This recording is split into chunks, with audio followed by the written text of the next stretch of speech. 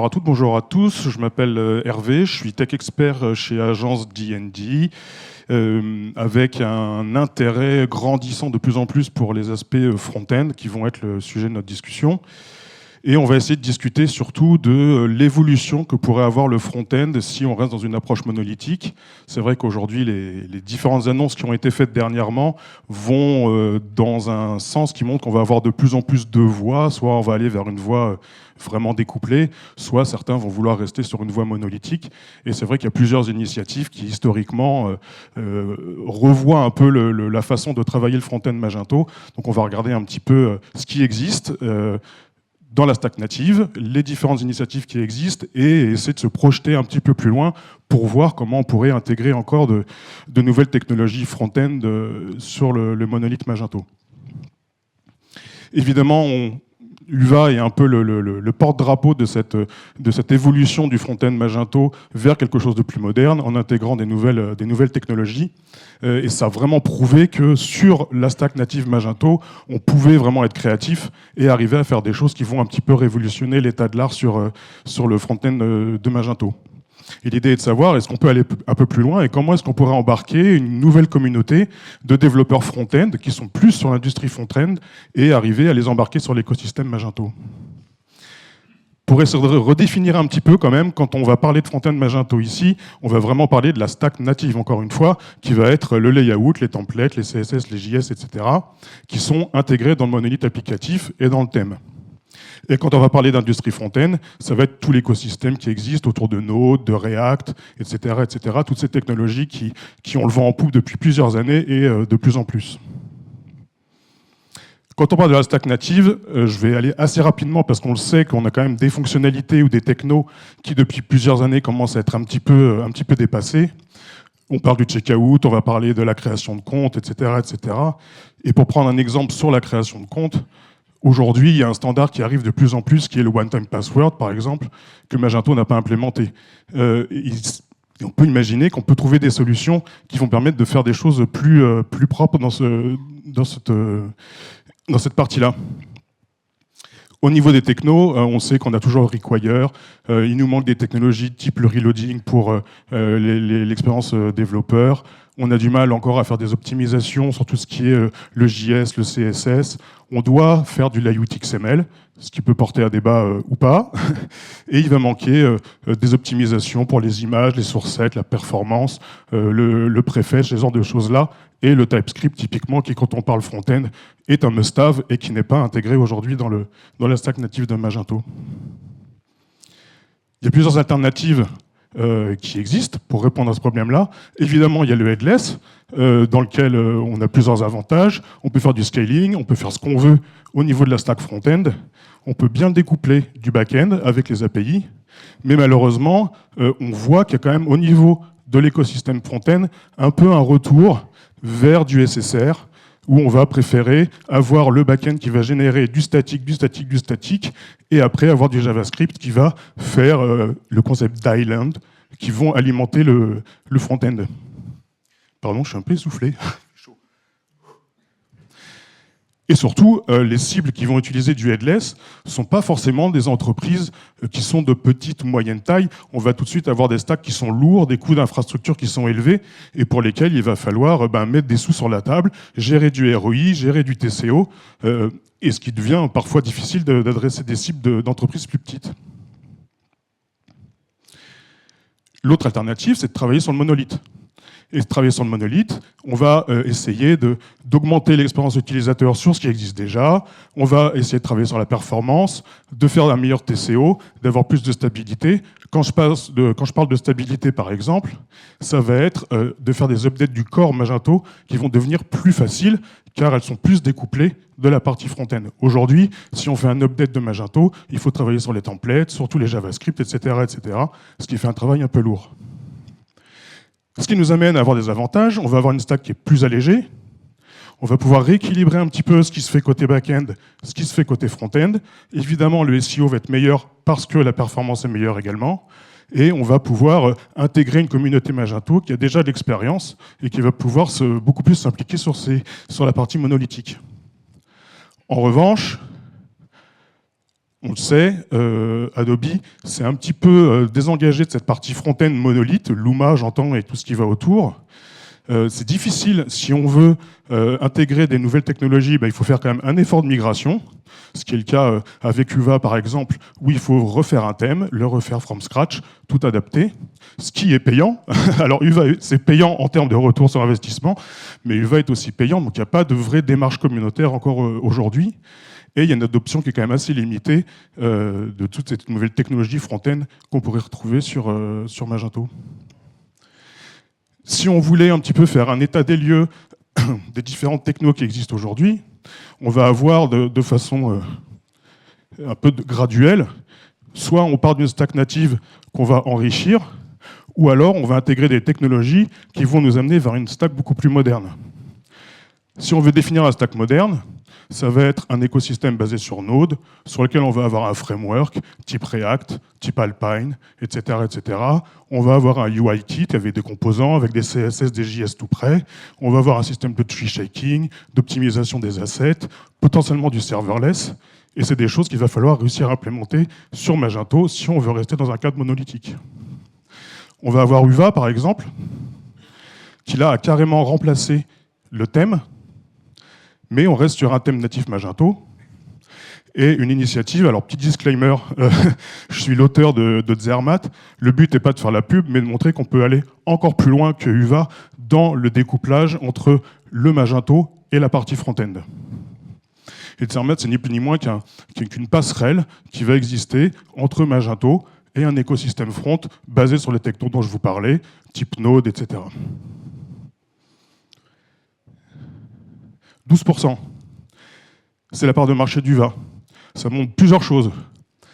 D'une part, qu'il y a un vrai trend, il y a une vraie évolution, il y a un vrai besoin, mais ça montre aussi qu'il y a près de 90% des sites qu'il faut encore équiper. Donc il y a encore de la place sous l'accélérateur pour convertir des sites plutôt basés sur Luma vers des technologies encore plus modernes. Et c'est là on va voir qu'il y a quand même plusieurs défis pour y arriver. D'abord des défis techniques. C'est vrai que la stack Magento et l'écosystème des développeurs Magento n'est pas forcément prêt à utiliser ces nouvelles technologies. Et c'est vrai que, on le sait, l'univers JavaScript évolue, et il va y avoir un écart grandissant avec ce qui existe aujourd'hui sur Magento. L'autre chose, c'est qu'aujourd'hui, il n'y a pas de vraie initiative communautaire. C'est-à-dire qu'il n'y a pas la communauté qui s'est rejointe autour d'une techno ou de plusieurs technos pour se dire « Ok, c'est dans cette direction qu'on va ». Et ça, c'est quelque chose qui, contrairement au back-end, finalement, historiquement, peut être une sacrée limite. L'autre chose, c'est que les différentes solutions qu'on a regardées avant et d'autres ont quand même une assez faible maturité. Ça fait quelques années, UVA, on reparle de UVA, mais il n'y a que 4 ou 5 ans, c'est très stable, mais on est encore loin d'une maturité comme Magento qui a plus de 20 ans. Et on a une autre limite, évidemment, qui est qu'il y a comme une fuite des projets vers d'autres technologies qui, elles, sont beaucoup plus sexy au niveau du front-end. Et Magento, malheureusement, prend un petit peu de retard et ça devient difficile d'acquérir des nouveaux clients. Autrement dit, on a eu sur Magento tout un écosystème qui s'est créé de développeurs, d'un écosystème, de sociétés, plutôt basé sur le back, avec une forte communauté qui a fait tout marcher pendant assez longtemps. Malheureusement, côté JavaScript, on ne l'a pas encore, côté front, on ne l'a pas encore. Deuxième point des niveaux des défis, donc on a vu les technos, et au niveau communautaire, le métier de développeur Magento aujourd'hui, c'est quelque chose qui est une niche. Alors je suis un petit peu radical, mais dont on a du mal à rentrer, et d'autre part, on a du mal à sortir. On a du mal à rentrer, pourquoi? Parce qu'il faut apprendre les layouts, il faut apprendre les templates, il faut apprendre Knockout et toutes les technos. Et malheureusement, si on veut évoluer vers un métier de développeur front-end plutôt standard, on aura beaucoup plus de mal à en sortir et d'aller trouver un job dans un métier dans une entreprise qui faisait du React, par exemple. Donc le métier de développeur Magento, c'est quelque chose qui doit vraiment évoluer, développeur front, j'entends, pour arriver à des nouvelles technos et encore une fois à rendre le tout un peu plus moderne. D'où une faible adoption des pratiques modernes du front-end aujourd'hui dans l'écosystème Magento. Dans beaucoup, alors je suis caricatural encore une fois, mais pour beaucoup de développeurs front, on leur parle de NPM, faire NPM install, c'est quelque chose qui peut faire un petit peu peur ou qu'on ne connaît pas forcément.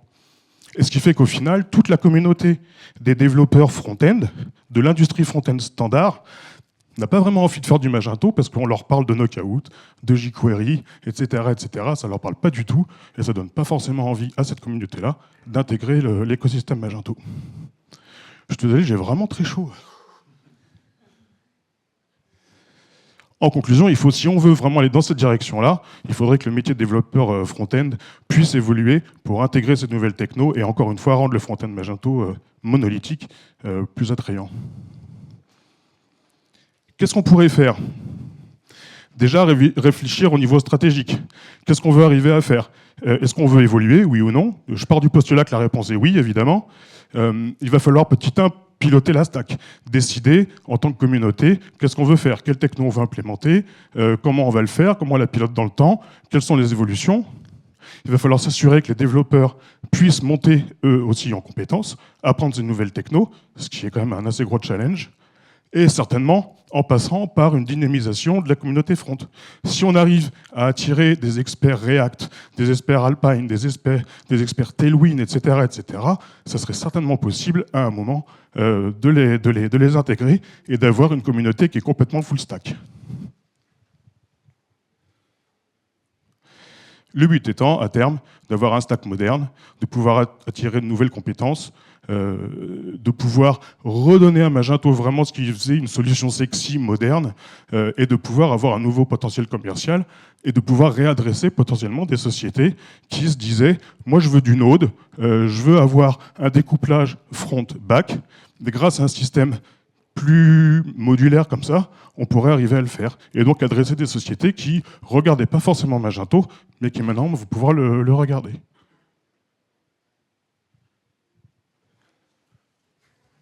Voilà. Je ne sais pas si on a le droit d'appeler ça comme ça, je ne suis pas convaincu,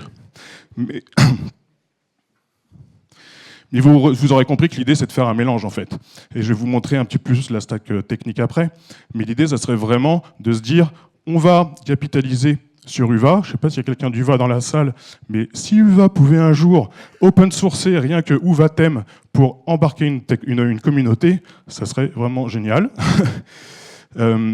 Et en combinant avec Zerman, donc je vais vous parler un petit peu après. En gros, l'idée, et c'est quelque chose que j'ai déjà essayé de faire et qui fonctionne, ça serait d'avoir évidemment d'un côté le Magento qu'on connaît, avec son framework PHP, et en gros, pour caricaturer, de se dire, le rôle de UVA va être de recracher du HTML et de faire en sorte que tout ce qui est aujourd'hui Alpine.js soit complètement déporté. On enlève l'Alpine.js des templates PHTML et on va tout mettre dans une application Vite.js, qui est une application vraiment dédiée, qui est intégrée dans le thème et qui va avoir, grâce à ce module Zermat, toute la partie intégration avec Magento. Les assets, le deploy, l'héritage des thèmes, l'héritage des templates et même l'héritage de JavaScript. On pourrait imaginer avoir des modules JavaScript qui iraient être surchargés par d'autres. Et dans cette application Vite, de l'autre côté, on aurait tout vraiment une stack front-end moderne, donc Vite, qui est moderne par nature, et dans laquelle on va pouvoir reprendre tous les standards qu'on a évoqués avant, de remettre un framework, Alpine par défaut parce que ça marche très bien. On va pouvoir après aller faire ses courses et se dire, sur le web, il y a plusieurs UI kits qui existent, plusieurs styles, ok, lequel je veux prendre. On gagne en productivité parce qu'on n'a pas redéveloppé tous les composants. Pareil, si on veut faire du custom, npm install, on a tout qui fonctionne. Je prends l'exemple aujourd'hui qu'on soit sur un Magento standard avec UVA ou pas. Si je veux installer une librairie JavaScript, je suis obligé d'aller dans mon head, de rajouter tous les liens, ça marche pas, etc. C'est assez galère. Alors qu'avec une app Vite, on fait npm install et boum, tout fonctionne directement. Et pareil, après, pour la mise en prod, on va avoir tout l'outillage qui existe déjà, qui permet de faire du bundling, qui va permettre de faire des chunks, du tree checking, etc. et d'avoir au final un build qui est complètement optimisé. Et au final, l'idéal, ça serait d'avoir vraiment cette communauté qui est la communauté Magento historique, qui est plutôt orientée back-end, et d'embarquer des nouveaux développeurs front qui, eux, vont avoir toute cette expertise pour mettre en place cette partie-là. Et au final, on va avoir le monolithe Magento qu'on a historique, mais avec toute la partie storefront, purement, qui est gérée par UVA, d'une part, pour recracher le PHTML, qui fait très bien, mais on va enlever tout le JS pour le mettre dans cette partie-là, y compris CSS, les Tailwind, etc. On peut vraiment les inclure ici. Je suis désolé, j'ai vraiment la voix. Donc voilà un petit peu l'idée. Et donc la conclusion, ce serait de dire, est-ce qu'aujourd'hui, on va être capable, en tant que communauté, d'embarquer une autre communauté front qui va venir enrichir ce que Magento fait déjà et peut-être de se donner encore une dizaine, une vingtaine d'années devant nous pour arriver à avoir quelque chose de plus solide et qui devient aussi attrayant et qui permette de répondre à un peu cette dichotomie entre est-ce qu'on fait du headless, est-ce qu'on fait du monolithe, et d'arriver à adresser des marchés et des besoins différents. Alors, je veux savoir si vous avez un avis par rapport à ça, si vous avez des questions, et si vous me donnez le temps de reprendre mon souffle. Oui, bonjour. Je peux demander, en fait, il n'y a vraiment rien à attendre de Magento? Parce que là, c'est un peu le postulat de dire, bon, bah, ils font jamais rien de mieux, et... Je me pose la question.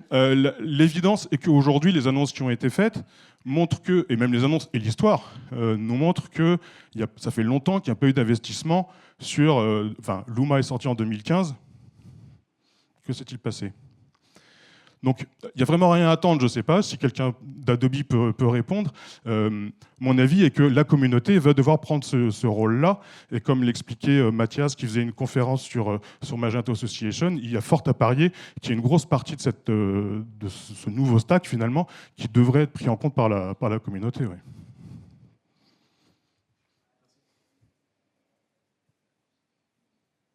D'autres questions? Oui. Ça pourrait être dans la partie headless. C'est vraiment utile d'en parler. On est sur du headless. Pour moi, là, vraiment, l'objectif, c'est d'arriver à prouver que sur la partie monolithe, on peut arriver à faire quelque chose qui est au moins, si ce n'est plus performant, avec un stack qui est certainement beaucoup plus simple et d'avoir à faire, je prends l'exemple de Laravel, je ne sais pas si vous connaissez, mais Laravel, on a un stack Laravel dans lequel est livré le back-end, le front-end, le templating et toute la partie front CSS, JS dans un monolithe. Et en 3 clics, on a installé toute la plateforme, quoi, finalement. Le PWA, qui rejoint le headless, qui rejoint Front Commerce, qui rejoint Vue Storefront, Alokai, etc., sont pour moi pas dans le même scope, parce qu'on est vraiment sur du headless basé sur les API. Ce que le monolithe ne propose pas, finalement.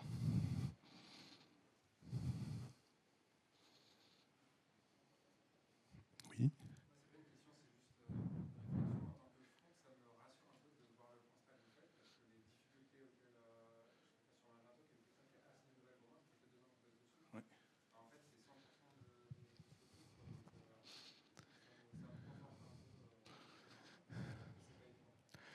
Oui, et je pense qu'il y a l'historique communautaire et humain derrière Magento qui fait, comme je le disais tout à l'heure, qui est historiquement une technologie vraiment orientée back. Je prends l'exemple l'évolution LiveWire, MeshWire, qui pour moi est un peu cet entre-deux où on va essayer finalement de faire du front codé par des backs. Je ne dis pas que c'est mal.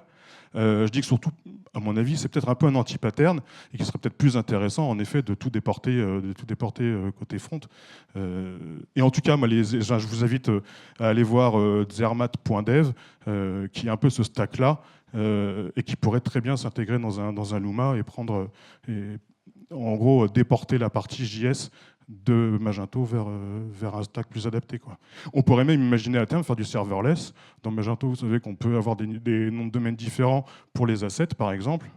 On pourrait très bien imaginer avoir ce stack front qui est sur des CDN complètement déployé, et derrière, utiliser le back pour faire un site 100% statique.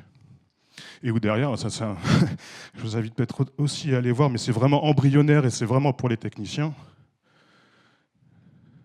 Là. Le petit lien niveau, où mon idée, ça a été en fait d'appliquer des principes de front-end, de sortir du layout et d'aller vers ce que fait React et tout l'écosystème finalement, un système via composants avec le fameux arbre de composants, où dedans, on va vraiment arriver à prendre vraiment les paradigmes du front et de faire en sorte que le rôle de Magento, du back-end, donc de UVA dans le schéma que je vous proposais tout à l'heure, est de livrer exclusivement du statique. Et l'intérêt, c'est qu'on va avoir derrière un front-end qui lui-même, un back-end pardon, qui lui-même pourrait être déployé sur des CDN avec une seule origine, tout booster, tout booster, tout booster, et réappliquer ce système d'island dont je parlais tout à l'heure, qui vont aller remplir les trous hyper dynamiquement, et en plus on va avoir un gain de performance hallucinant, quoi. Un TTFB bien meilleur, un code beaucoup plus léger, et derrière on va, via des appels Ajax, chercher uniquement les dépendances dont on a besoin. Des paradigmes du front en général, quoi.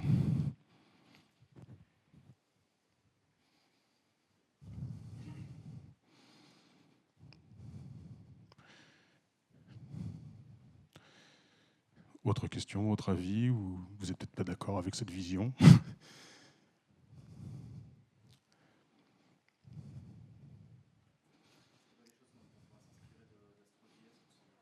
Ah bah tout à fait. Ah bah, quand je parle d'Island et tout ça, c'est exactement le même concept, de se dire qu'on va avoir le Magento qui fait notre SSR, et derrière, on va avoir le fameux Zermatt qui fait le lien pour intégrer dans les plateformes Magento, et avoir le CSR qui est fait en mode Island comme ça. Et j'ai fait le test de faire l'espace client. J'ai commencé un espace client où tout est statique. Donc l'espace client, il arrive en 20 millisecondes, et derrière, on va charger juste le bloc adresse quand il y a besoin, etc. etc. Ouais. Et on ferait finalement, on oublie la notion de dynamique, quoi. C'est le back-end, il sert du statique, et tout ce qui est dynamisé, ça marche par ce concept de bloc, d'island, de rôle, je sais pas comment on peut dire, quoi. Et le rôle de l'app Vue.js, pour le coup, c'est d'aller gérer tout ça, de tout bundler, de tout rendre stable, solide, petit, performant, quoi. Et d'intégrer toutes les autres technos qu'on veut. Si demain on veut intégrer une techno je dis n'importe quoi, Algolia, on prend npm install Algolia client, c'est fait, et on gère du JavaScript standard, des imports, des gestions de dépendance et tout ça, et derrière on implémente vraiment comme on veut dans les pratiques souvent des éditeurs. Aujourd'hui, il est de plus en plus rare qu'un éditeur propose un SDK en PHP. Aujourd'hui, on propose des SDK en JavaScript, npm install, ça fonctionne, et puis voilà. Et toute la communauté autour. Ce qui est beaucoup plus facile pour se dépatouiller s'il y en a besoin, plutôt que d'aller chercher une doc PHP qui souvent est un peu outdated.